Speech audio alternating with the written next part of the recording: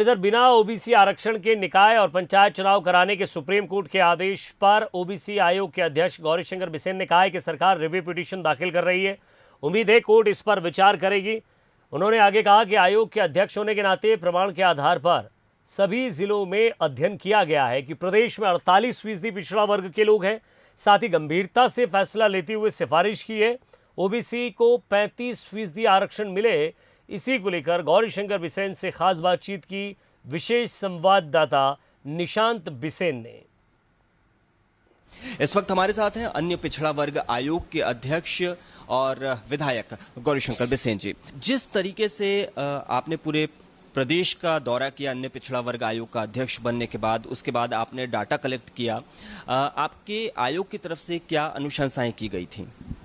देखिए, हमने आयोग का प्रथम प्रतिवेदन फर्स्ट रिपोर्ट जो सबमिट किया, उसमें मूल रूप से स्थानीय निकायों के चुनाव और पंचायत राज के चुनाव में पिछड़े वर्ग के आरक्षण को हमने सर्वाधिक फोकस किया है और हमने प्रमाणों के आधार पर किया है।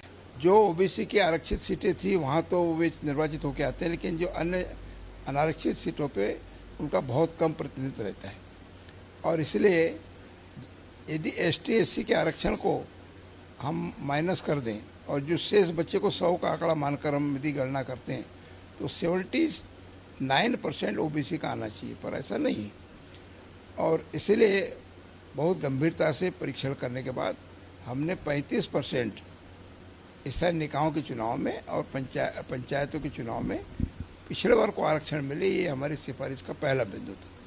दूसरा बिंदु ये है कि वे जातियाँ जो केंद्र की सूची में हैं लेकिन राज्य की सूची में नहीं है, तो राज्य की सूची में उनको सम्मिलित किया जाए। तीसरा है कि वे जातियां जो पिछड़े वर्ग की हैं राज्य की सूची में लेकिन केंद्र की सूची में नहीं है, तो केंद्र की सूची में उनको सम्मिलित किया जाए। इसी के साथ साथ पिछड़े वर्ग के आरक्षण के लिए संविधान में संशोधन की भी हमने सिफारिश की कि राज्य सरकार भारत सरकार से संविधान संशोधन की पहल करे और इस तरह का प्रस्ताव भी राज्य सरकार भारत सरकार को प्रेषित करे।